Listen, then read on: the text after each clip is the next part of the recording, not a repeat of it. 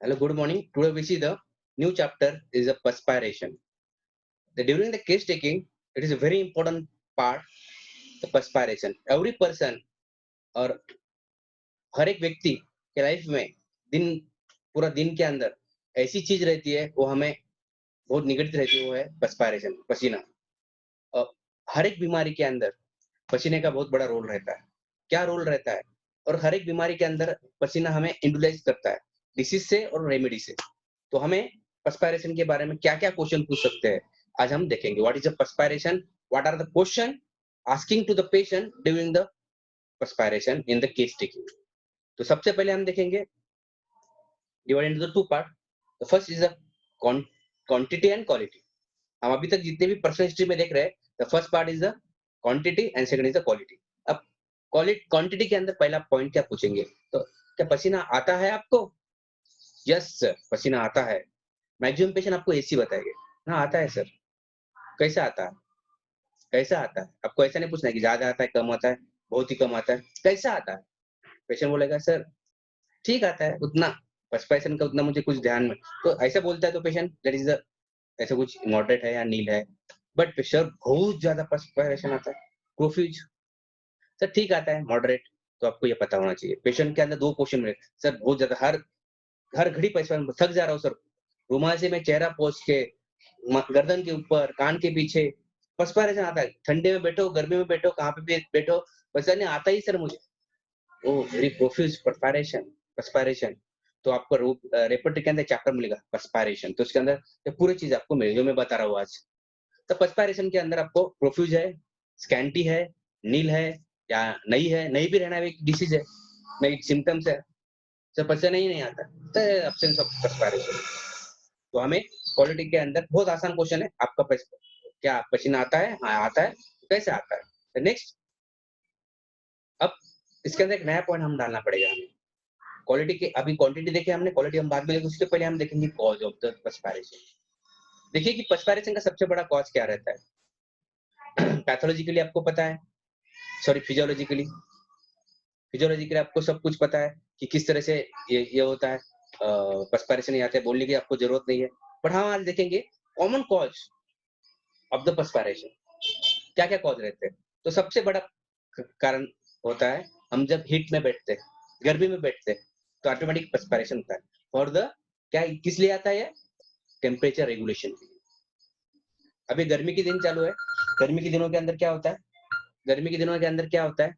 बहुत ज्यादा गर्मी बढ़ जाती है, गर्मी बढ़ गई, गर्मी बढ़ गई कि आपको एक मिनट, गर्मी बढ़ गई, पर्सपिरेशन बढ़ गया, क्योंकि heat regulation of a body.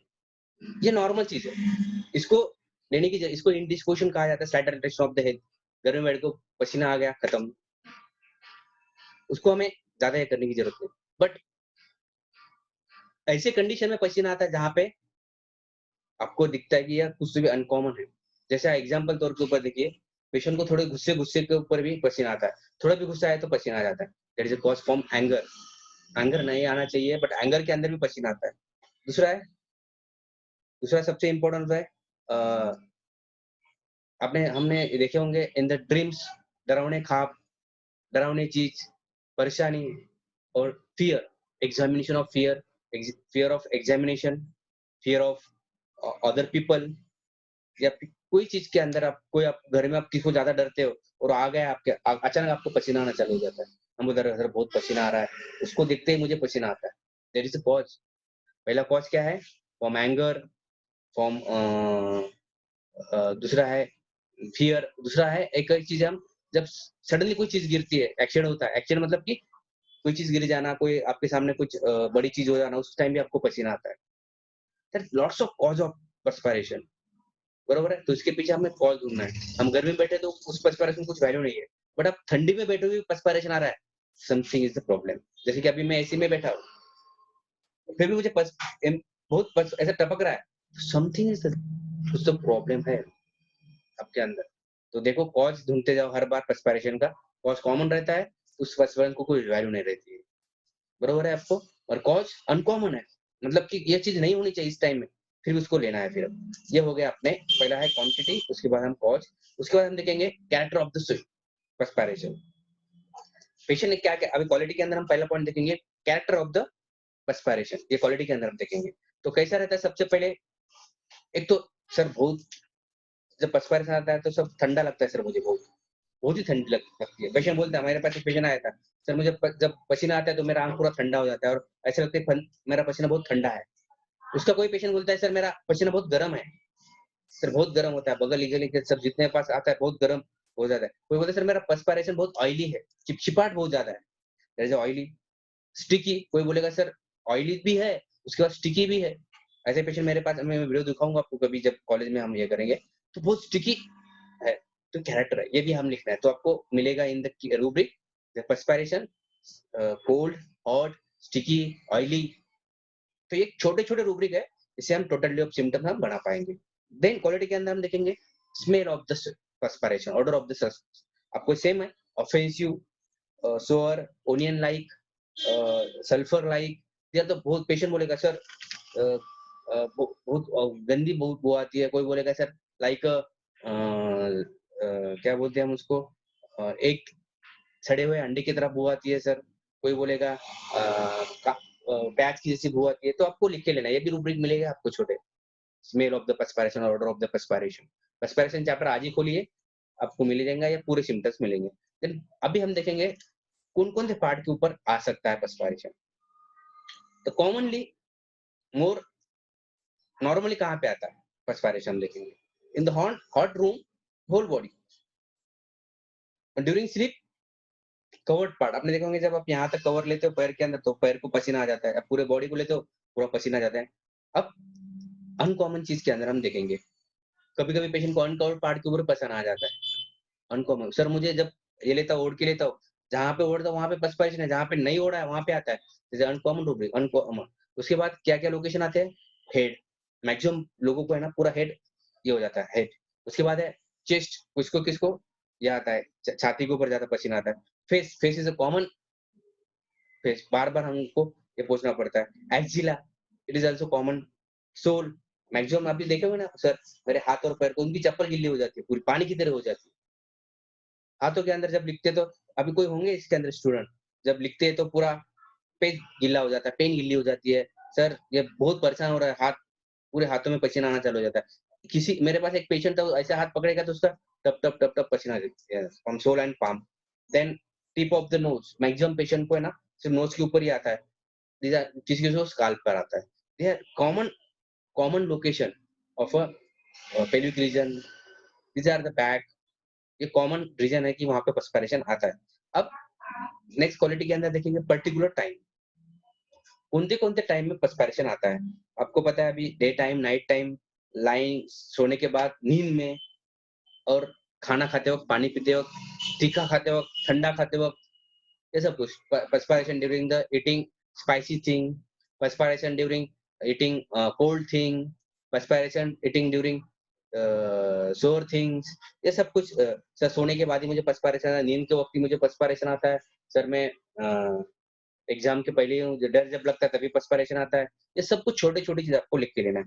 Then अब दूसरी चीज़ रहती है, ये तो हो गया क्वालिटी के अंदर, नेक्स्ट पॉइंट है। अब है स्टेन ऑन द क्लॉथ, मतलब बहुत मैक्सिमम पेशेंट बोले सर मेरी जब मैं नई बनियान लेता हूँ तो कुछ दिनों बाद उसको स्टेंट आ जाते हैं पसीना की वजह से, सफेद, पीले, लाल। मैक्सिमम तौर के ऊपर नहीं आने चाहिए स्टेन नॉर्मली, बट जब आते हैं तो रूब्रिक बन जाता है। नॉर्मली हमें मिलता है येलो, सर बोलता है मेरे पसीना का जब कपड़े को लगता है तो पीला कलर मिलता है, कोई बोलेगा लाल बोलेगा, कोई रेडी बोलेगा, कोई ग्रीनिश बोलेगा, कोई मिक्स्ड कलर बोलेगा। तो आपको स्ट्रेन पूछना है, पेशेंट खुद ही बताता है।